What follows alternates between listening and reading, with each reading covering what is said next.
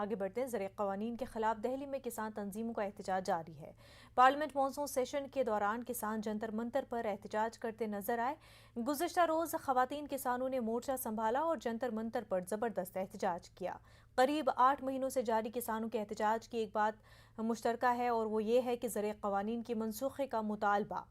उधर पार्लियामेंट में भी अपोजिशन ने मरकजी सरकार को ज़र क़वानीन पर घेरने की कोशिश की।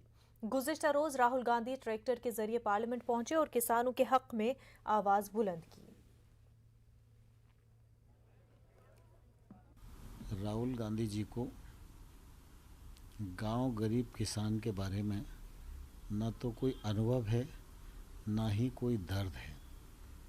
अपने राजनीतिक वर्चस्व को बनाने की असफल कोशिश में दिन प्रतिदिन झूठ बोलने के वो आदी हो गए। भारतीय जनता पार्टी, भारत सरकार और प्रधानमंत्री नरेंद्र मोदी जी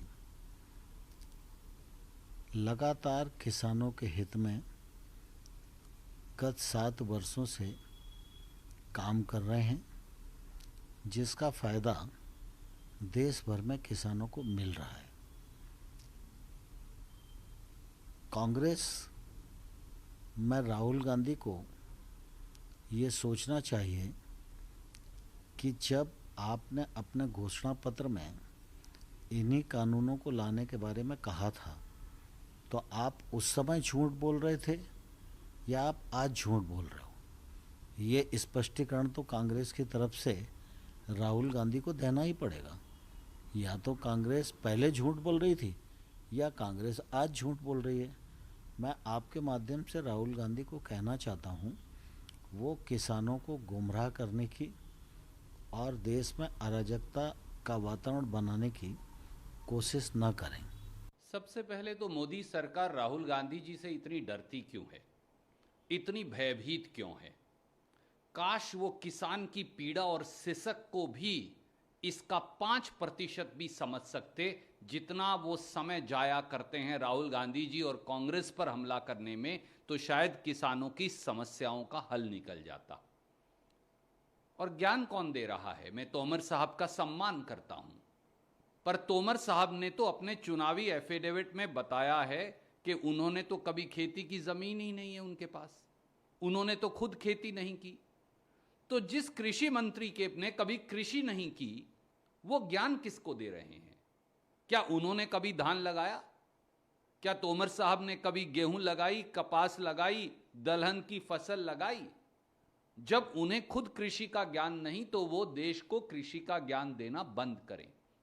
और तीसरी और महत्वपूर्ण बात, राहुल गांधी जी ट्रैक्टर लेकर इसलिए गए कि ट्रैक्टर किसान का सिंबल है, उसका वाहन है। गूंगी, बहरी और अंधी सरकार की आंख पर से कपड़ा हटाने और कान से सुई हटाने, कान से रुई हटाने का और कोई रास्ता बचा नहीं। तो ऐसे में राहुल गांधी जी ने पूरी संसद को झकझोर कर रख दिया और इसीलिए मोदी सरकार इतनी तिलमिलाई है। तिलमिलाइए मत, किसान की बात मानिए, काले कानून खत्म करिए, तभी इस समस्या का हल होगा। और जहां तक कांग्रेस के घोषणा पत्र का प्रश्न है, आदरणीय तोमर साहब फिर पढ़ लीजिए। कांग्रेस पार्टी ने उस घोषणा पत्र में यह कहा था कि अभी 11,000 के करीब, 12,000 के करीब जो देश में मंडियां हैं वो नाकाफी हैं। हर बड़े गांव पर एक अनाज मंडी बननी चाहिए ताकि किसान को अपनी फसल बेचने में फायदा मिले।